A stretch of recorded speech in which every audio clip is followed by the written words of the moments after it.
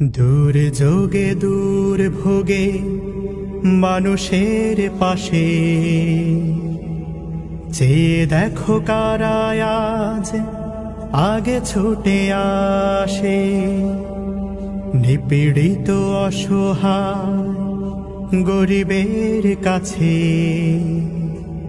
চেয়ে দেখো কারা আজ আগে ছুটে আসে।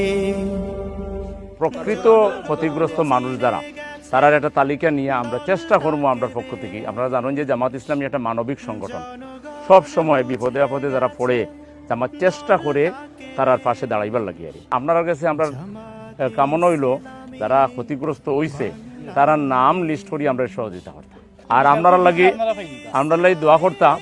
আমরা সব সময় চেষ্টা করি মানুষের কল্যাণেও কাম করবার লাগে এবং আগামী দিনও ইনশাআল্লাহ আমরা মানুষের কল্যাণে কাজ করতাম।